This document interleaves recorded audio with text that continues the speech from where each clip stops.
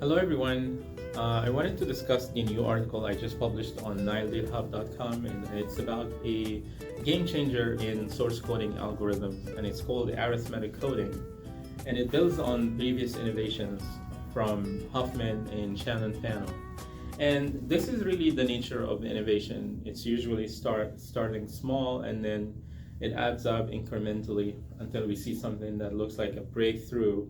However, it's just a small incremental improvements, and people recognizing drawbacks and issues with previous innovations and continuous learning and improvements over time.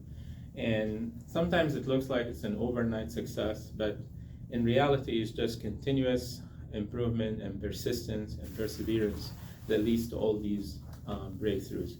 So in the previous two articles, we discussed Shannon-Fano and the issues with Shannon-Fano, the top-down approach, and how Huffman recognized the issues with that approach and came up with the bottom-up approach, in which he was able to reach an optimal level of efficiency. However, that was still in the paradigm of block coding, and block coding refers to assigning a binary sequence for each symbol in the message that is to be transmitted. So the real breakthrough and game changer happened when people recognized that we can change our mindset here and focus on assigning an entire a binary sequence for the entire sequence. Why do we have to assign a binary sequence for each symbol and then put them together and transmit this? Why don't we just assign a single binary sequence that represents the entire message? And in the article, I go through an example where I illustrate the process of encoding and decoding a specific sequence. And this will show that there is an ambiguity in the decoding process. And the only way we can overcome this ambiguity is to make sure we are transmitting a metadata with the message. The metadata could be either the sequence length or an end-of-file delimiter or symbol. One of the top differentiators of the arithmetic coding, as clearly explained in the article, is it's by design clearly separating the source modeling from the encoding algorithm.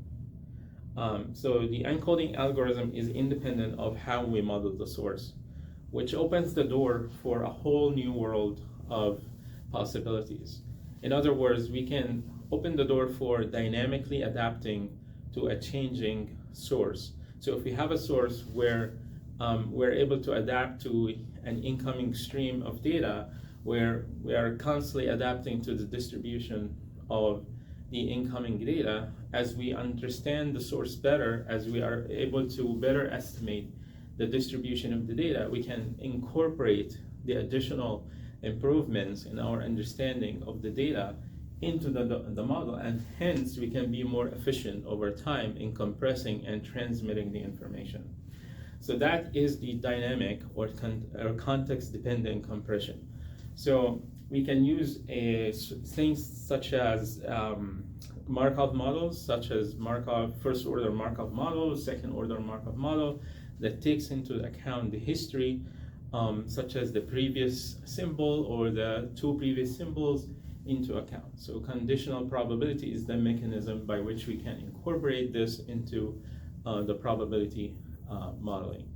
That allows us to capture more complex dependency within our data streams, and to capture these dynamics, and to be more efficient and more responsive to complex relationships within our data streams, and to take this into account and to become more efficient in transmitting the data.